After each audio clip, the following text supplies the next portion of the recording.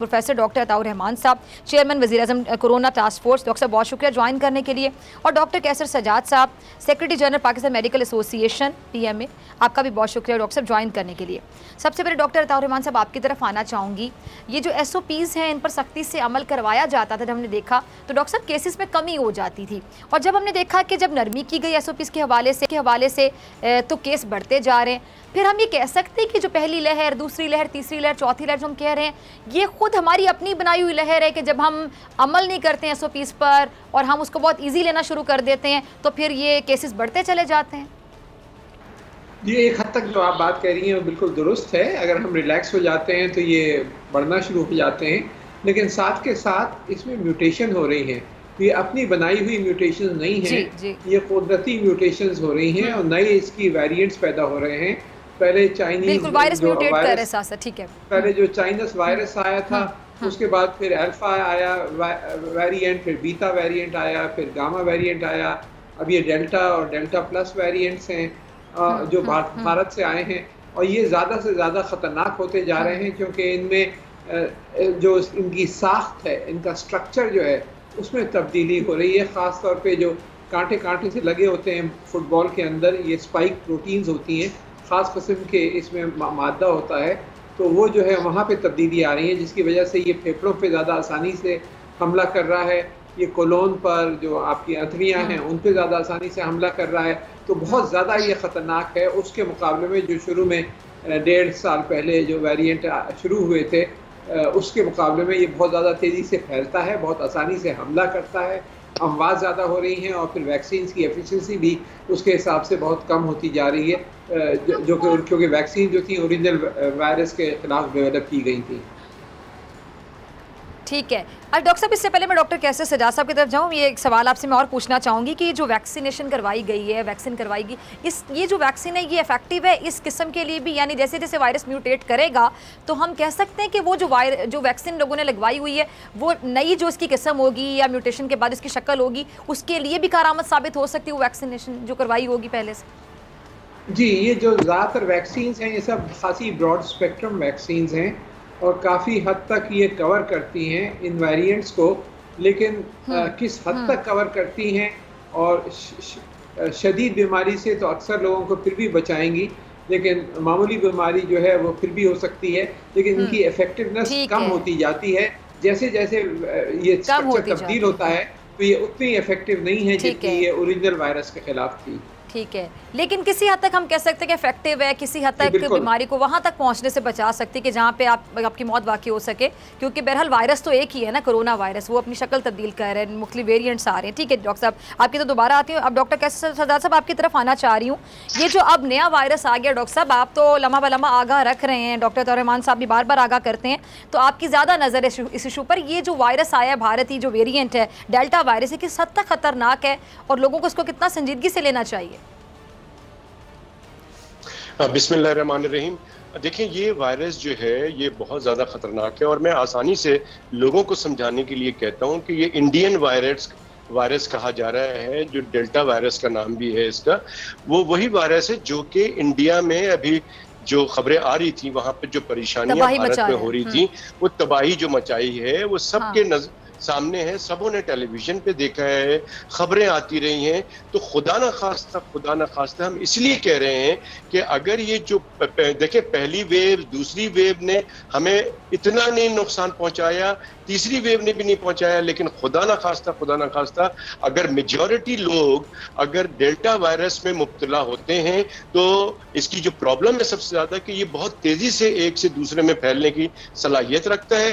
दूसरी बात ये कि इसमें सिम्टम्स इतने ज्यादा जल्दी नहीं महसूस होते हैं, लोगों को नहीं पता लगता। और जब लोगों को पता चलता है कि जी मेरी जो बुखार है ये नहीं उतर रहा है, मेरी जो तबीयत खराब है ये ठीक नहीं हो रही है, तो 2 दिन 3 दिन के बाद हमारे यहाँ रवैया ये है कि फौरी तौर पे हम डॉक्टर के पास नहीं जाते हैं। लेकिन इस बीमारी में जब हम जाते हैं तो डॉक्टर कहता है कि जी आपके जो एक्सरे है वो ये बता रहा है कि आपके आधा फेफड़ा जो है वो इन्फेक्टेड हो चुका है कोरोना वायरस से। तो लिहाजा ये बहुत ज़्यादा प्रॉब्लम है। नंबर एक और बात बहुत इंपॉर्टेंट है, अताउर रहमान साहब यहाँ मौजूद हैं, कि जब आप टेस्ट कराते हैं तो मेजॉरिटी लैब्स ये नहीं बताती है कि आपको डेल्टा वायरस है, आप वो बताती है पीसीआर के कोरोना पॉजिटिव है या कोरोना नेगेटिव है, यानी कि आप कोरोना के मर्ज में मुब्तला हो चुके हैं या नहीं हो चुके हैं। लेकिन वेरिएंट्स के लिए अभी एनआईएच है या आगा खान है, जो इस तरह के अस्पताल है, वहाँ के लैब जो है वो टिपिकली फिर बताते हैं। तो लिहाजा मैं ये समझता हूँ। अच्छा डॉक्टर साहब, सॉरी मैं आपकी बात काट रही हूँ, जरा नाज़रीन के लिए ये एक नई खबर होगी, जरा ये बता दें कि आप अभी बता रहे हैं यानी आप कुछ लैब्स हैं जो वेरिएंट के बारे में भी बता देती हैं कि वेरिएंट कौन सा है। जी बिल्कुल, ये है कि जो हमारा जो इस्लामाबाद में एनआईएच है वहाँ से ये पता चल जाता है, और प्लस यहाँ कराची में जो आगा खान अस्पताल है वहाँ से भी ये मालूम हो जाता है। अब कुछ अरसे से वहाँ से भी पता चल रहा है कि ये वेरिएंट्स जो है खासकर इंडियन वेरिएंट्स का उनको पता चलता है। तो मैं यही कह रहा हूँ बार बार कि जब मेजॉरिटी जगह पे लोगों की जो रिपोर्ट्स आती हैं वो यही आती हैं कि कोरोना वायरस की मौजूदगी है कि नहीं है, पॉजिटिव है या नेगेटिव है, तो इस हालत में आपको नहीं पता लगता। लेकिन बात सारी ये है कि आप इन वेरिएंट्स को भी निकाल दें, आप सिर्फ कोरोना के वायरस से बचने के इकदाम करें, जो वही है सारी चीजें जो हम डे वन से बता रहे हैं कि एसओपीज को जो हम बात कर रहे हैं बार बार, जो एहतियाती तदाबीर है कि मास्क लगा के रखें, हाथ को बार बार धोएं, सोशल डिस्टेंसिंग, फासला रखें आपस में। जो कि आपको मैं फिजा बताऊं कि जब से हुकूमत ने रिलैक्सेशन दी है, तमाम चीजें खोल दी हैं, खासकर मैं शादी हॉल की बात करूं, शादी की तकरीबात की बात करूं, कहीं पर भी कोई एसओपीज को फॉलो नहीं हो रहा, कहीं पर भी नंबर ऑफ गेस्ट की कहीं पर भी कोई चेक नहीं करता। ये आज मैं किसी ने मुझे बताया कि असद उमर साहब ने कहा है कि जी इन जगहों पे जाएंगे तो वो इनको वैक्सीनेशन का सर्टिफिकेट दिखाना होगा। कहीं पर भी ये पहले भी बात हुई है, ये इम्प्लीमेंटेशन का बड़ा मसला है पाकिस्तान में। सब बातें होती हैं लेकिन इम्प्लीमेंटेशन नहीं होता है। अगर इम्प्लीमेंटेशन हो तो मैं समझता हूं कि बहुत अच्छा हम कंट्रोल कर सकते हैं। अवाम चाहे तो बहुत अच्छा कंट्रोल कर सकती है, हुकूमत चाहे तो एक सख्त इकदाम उठाकर इम्प्लीमेंटेशन करके, और जहां पर ये शादी हॉल या मार्केट्स या ऐसी जगह पे जहां हुजूम होता है, उस जगह पे अगर कोई इंडिविजुअल तौर पे नहीं एसओपीज को फॉलो कर रहा है तो आप इसको बंद कर दें। एक दो दुकानें, एक दो शादी हॉल बंद होंगे, सब लोग सख्ती से अमल करेंगे, और ये जरूरी है करना। अगर ऐसा नहीं हुआ तो मैं बता रहा हूं कि हमारा हेल्थ का निजाम बहुत कमजोर है। खुदा ना खास्ता ये जो ईद उल अजहा से पहले, जैसे कि मैंने बताया है कि हो सकता है कि अल्लाह ना करे कि चीजें बढ़ दी। जैसे मैं देख रहा हूं कि पिछले 2 हफ्ते से में बहुत चेंजेस आ गई हैं।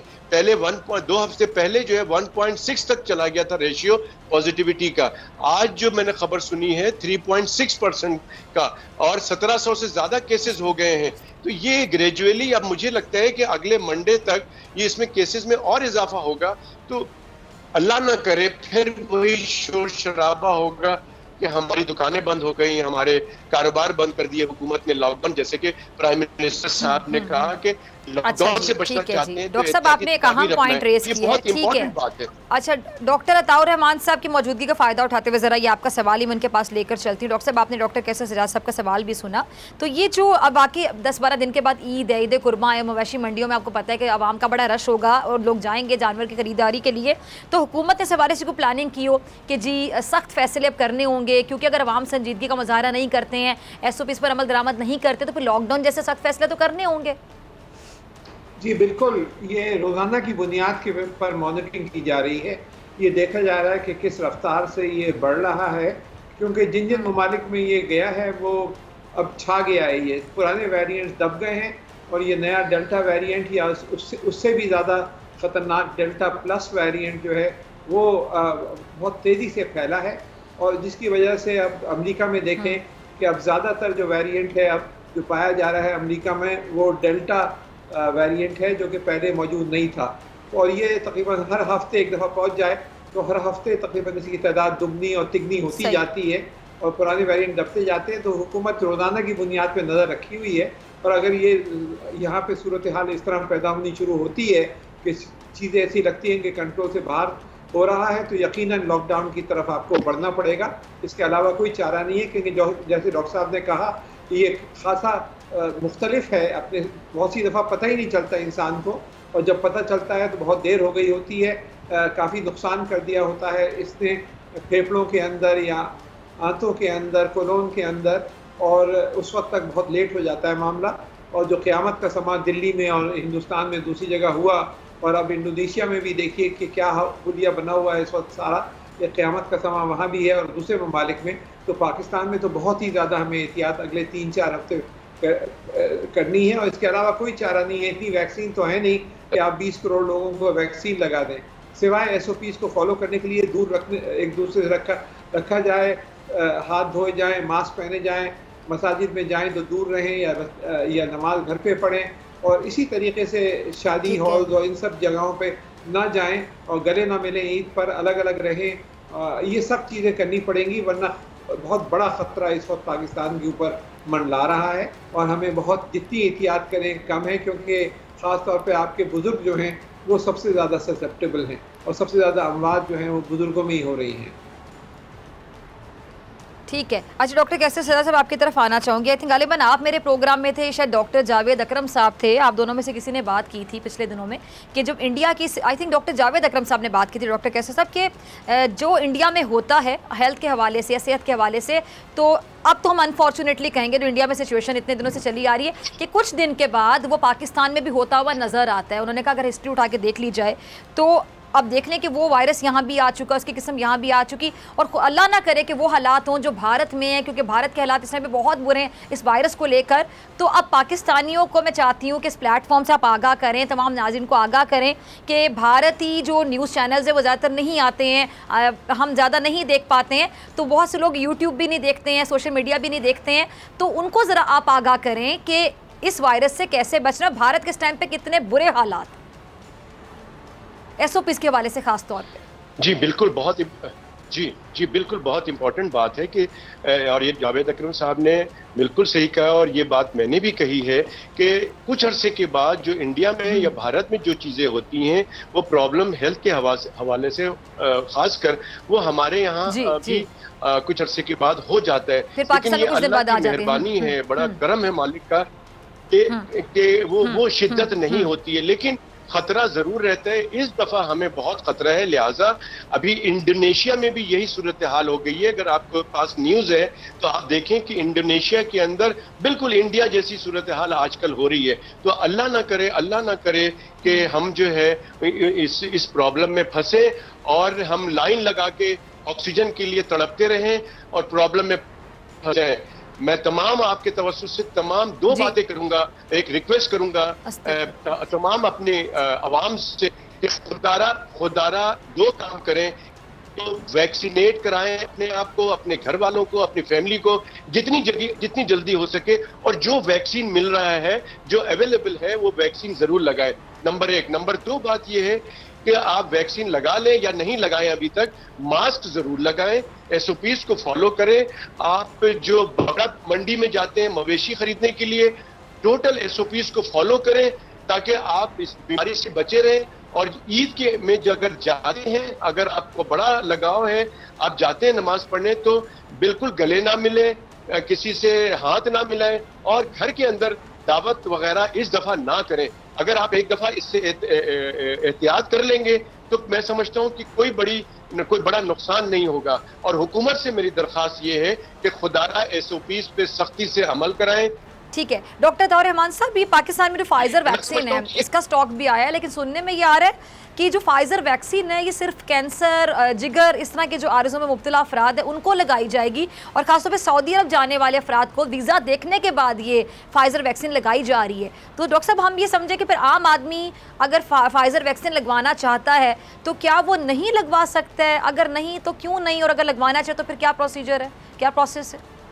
बात यह है कि क्योंकि जो लोग जा रहे हैं यूरोप या अमेरिका या जिन जिन ममालिक में जिन्होंने कहा है कि वो दूसरी वैक्सीन को एक्सेप्ट नहीं कर रहे, तो वहाँ पे जैसे स्टूडेंट्स हैं, उनको बरतानिया जाना है या दूसरे ममालिक जाना है, तो उनके लिए प्रेफरेंशियली लगाई जा रही है, क्योंकि जो वैक्सीन आई हैं उनकी तादाद महदूद है, और इस वजह से उसको उन लोगों को प्रेफर करके लगाया जा रहा है ताकि उन लोगों की जो नीड्स हैं उनकी ट्रेवल, वरना उनकी जो चाइनीज़ वैक्सीन लगा रखी है वो वहाँ पे कबूल नहीं कर रहे।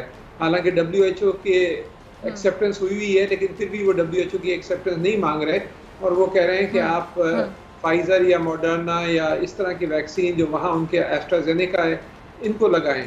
तो इस वजह से उनको प्रेफर किया जा रहा है कि उन लोगों को की रिक्वायरमेंट्स पूरी हो जाएं और फिर जो एक्स्ट्रा स्टॉक बचेगा उससे सब लोगों के लिए फिर वो अवेलेबल की जाएगी। लेकिन फर्स्ट प्रायोरिटी उन लोगों को दी जा रही है जो ट्रेवलर्स हैं और जिनको ज़रूरत है इस तरह की वैक्सीन की लगाने की।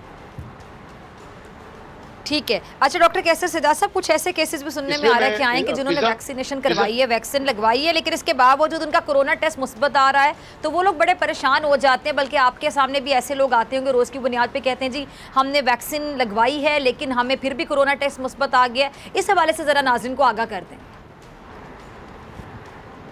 देखिए ये बिल्कुल ये तो होगा, कोई भी जो वैक्सीन बनाने वाले हैं उन्होंने भी 100% इफिकेसी की बात नहीं की है। जितनी भी वैक्सीन है, जो मॉडर्ना है और फाइजर है, ये भी कोई 100% उसकी इफिकेसी की बात नहीं हुई है। तो जिन लोगों ने वैक्सीन लगाया है उनको भी कोरोना हो सकता है, लेकिन उसमें शिद्दत नहीं होगी। ये एडवांटेज है जो लोग एडवांटेज है कि उनको जो है क्या कहते हैं, उनकी जो है ना इसका असर ज्यादा नहीं होगा और वो सेफ रहेंगे।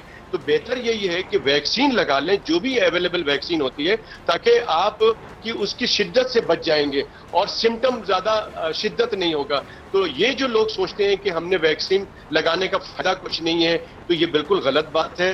वैक्सीन लगाएंगे जितने ज्यादा लोग, मैं बार बार यही कह रहा हूं कि पाकिस्तान में तकरीबन रोजाना 5 लाख से 6 लाख लोगों को वैक्सीन लगना चाहिए। हुकूमत ये कोशिश करे कि किसी न किसी तरीके से लोगों को वैक्सीन लगाया जाए, 5 से 6 लाख, ताकि जितनी जल्दी लोगों को 70 से 75% लोगों को वैक्सीनेट हो जाएंगे हमारे लोग, तो हम काफी हद तक हमारे अवाम जो है सेफ हो जाएंगे कोरोना वायरस से। लेकिन इसके बावजूद भी ये पॉइंट बहुत इंपॉर्टेंट है कि वैक्सीन लगाने के बाद भी आपको जब क्राउड में जाएं तो मास्क जरूर लगाएं, अपने कारोबार करें, सब कुछ करें। और वो लोग जो तिजारत करते हैं, जो कारोबार कर रहे हैं, जो चाहते हैं कि अपना तालीमी सिस्टम जारी रखें, वो लोग जो चाहते हैं कि शादी हॉल खुले रखें, खुदारा उनसे मेरी हाथ जोड़ के अपील है कि अपने तमाम लोगों को वैक्सीनेट करें। अपने यहाँ तकरीबात जो हो रही हैं उसमें SOPs को फॉलो करवाएं, तमाम बाजार में SOPs को फॉलो करें, तो आप तमाम कारोबार, तमाम चीजें रूटीन की बिल्कुल इसी तरह चलती रहेंगी जैसे आज। ठीक है डॉक्टर अताउर रहमान साहब, मैं आपका भी लास्ट कमेंट चाहूँगी। मैं चाहूँगी इस प्लेटफॉर्म से आप भी ज़रा लोगों से रिक्वेस्ट करें, हम रिक्वेस्ट कर सकते हैं, और लोगों को शायद मेरे ख्याल से अभी भी लोग इसको संजीदगी से नहीं ले रहे हैं, आवाम अभी भी संजीदगी से नहीं ले रही है कि ये जो अब नई किस्म आ गई किस हद तक खतरनाक है, और अगर SOPs पे अमल ना किया गया तो हालात आउट ऑफ कंट्रोल हो सकते हैं। जी बिल्कुल, इस वक्त जो सूरत हाल है, आप देखिए कि इंडोनेशिया जो है क्या सिचुएशन थी महीना भर पहले और आज क्या सिचुएशन बन गई है। 1 महीने के अंदर जो है तकरीबन पूरा मुल्क कोलैप्स हो रहा है। हिंदुस्तान के अंदर आपने देखा कि किस क़यामत का एक समा हो गया था, और किस क्योंकि जब तक के SOPs फॉलो नहीं करेंगे, जब तक सारे वैक्सीनेट नहीं होंगे, जब तक हम नहीं बच सकते। अगले 3, 4, 5 हफ्ते जो हैं पाकिस्तान के लिए ये बहुत ही क्रिटिकल हैं, बहुत ही ख़तरनाक हैं। मैं भी डॉक्टर साहब का 100% डॉक्टर साहब का साथ दूंगा जो डॉक्टर साहब ने कहा है कि इस वक्त हमारे लिए बहुत ज़रूरी है कि हम SOPs को सख्ती से फॉलो करें। ईद पे लोगों से ना मिलें, नमाज पढ़ने जाएं तो भी दूर खड़े होकर नमाज पढ़ें, साथ लग के नमाज ना पढ़ें, और दावतों से परहेज़ करें। और जो भी, क्योंकि आप सिर्फ वायरस अपने साथ लेकर फिर अपने बुजुर्गों को भी आप इन्फेक्ट करते हैं, और ये जो है फिर आग की तरह फैलता है। एक दफ़ा आग लग जाए और फैल जाए तो बुझाना बहुत मुश्किल हो जाती है। तो खुदारा आप जो है बहुत ही एहतियात बरतें, क्योंकि इमरान खान साहब ने जो प्राइम मिनिस्टर ने अपील करी है लोगों से, वो बिल्कुल सही करी है। ये बहुत क्रिटिकल, अभी तक तो 1.5-2 साल से अल्लाह ताला ने बहुत महफूज रखा है पाकिस्तान को दूसरे ममालिक के मुकाबले में, लेकिन ये वाला जो वेरिएंट आया है डेल्टा और डेल्टा प्लस जो भारतीय वेरिएंट है, ये बहुत ज़्यादा ख़तरनाक है उस वेरिएंट से जो पिछले साल फैल रहा था। और इस वक्त आपको उसी हिसाब से बहुत एहतियात बरतनी पड़ेगी, वरना सारा देखेंगे आप पूरा शहर लॉकडाउन की तरफ तेज़ी से बढ़ जाएगा। ठीक है जी, दोनों मेहमानों का बहुत शुक्रिया। सब्सक्राइब करें और बेल दबाएं ताकि कोई खबर रह न जाए।